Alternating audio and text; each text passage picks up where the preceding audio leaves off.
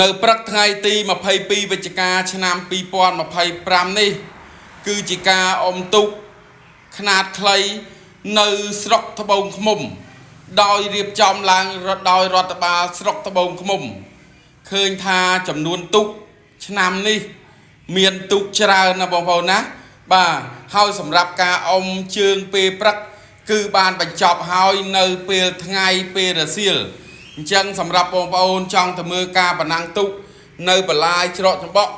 នឹងចាប់ផ្ដើមអុំនៅរសៀលម៉ោង2រសៀលថ្ងៃ22ត្រូវនឹងថ្ងៃសៅរ៍2025នេះជាបន្តទៀតបាទអញ្ចឹងនៅមិនងាកទៀតណាបងប្អូនណា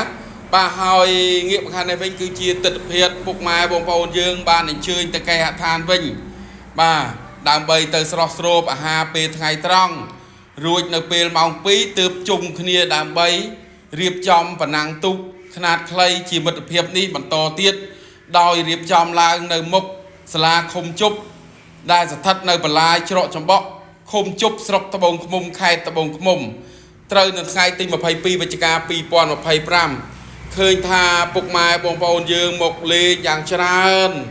បាទហើយសម្រាប់ថ្ងៃនេះអំណោយផលដែរបងប្អូនណាមេឃរៀងសតុំអត់ភ្លៀងទេតែសតុំបាទហើយថែមទាំងមានរោងជាច្រើនកន្លែងសម្រាប់ដល់បងប្អូនយើងជ្រើកកោនពេលមកទស្សនានៅពេលពិធីអុំទូកបាទហើយក៏មានប្រជាពលរដ្ឋយើងមកលក់មកដូរនំចំណីយ៉ាងច្រើនកកអមផ្លូវសងខាងបលាយនេះបងប្អូនណាឃើញថាឲ្យទៅរៀបចំការប្រណាំងទូកនៅបលាយឃុំជប់ដែលស្ថិតនៅបលាយច្រកចំបក់នេះ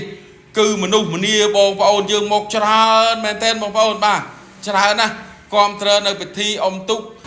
ដែលរៀបចំឡើងដោយរដ្ឋបាលស្រុកត្បូងឃ្មុំនេះគឺច្រើនបងប្អូនណារៀងរាល់ឆ្នាំខ្ញុំសង្កេតឃើញហើយ3ឆ្នាំជាប់គ្នាហើយបងប្អូនណាតាំងពីរៀបចំមកគឺរយៈពេល3ឆ្នាំហើយគឺឃើញថាពុកម៉ែបងប្អូនប្រជាពលរដ្ឋយើងគាំទ្រច្រើនបាទបងប្អូនឃើញនោះសិតតឡានសិតតម៉ូតូចតស្អេកស្កាសតែម្ដងបងប្អូនអូមជុំវិញបលាយនេះបងប្អូនណាហើយក៏សូមតបទៅខមមិនបងប្អូនមួយចំនួនគាត់ថាបលាយទូចឲ្យស្ដារថែមបាទតាមពិតទៅបលាយនេះគឺជាបលាយគេហៅថាពីដើមមកប៉ុណ្ណឹងបងប្អូនបាទរដ្ឋបាលភូមិឃុំជប់នឹងបានរៀបចំស្ដារបានប៉ុណ្ណឹងណាបងប្អូនណាហើយសម្រាប់ទូកយើងខ្នាតខ្លីចំណោះ 4-5 នាក់ទេបងប្អូនឃើញទេអញ្ចឹងដូចជាមិនទូចប្រហែលទេបងប្អូនបាទមិនមែនជាប្រភេទទូកងើចំណោះ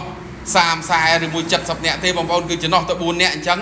សំរុំនឹងអុំនៅក្នុងបលាយនេះសំរុំតែម្ដងណាបងប្អូនណាបាទមិនជាទូចទេបងប្អូនមកឃើញផ្ទាល់បានដឹងបាទ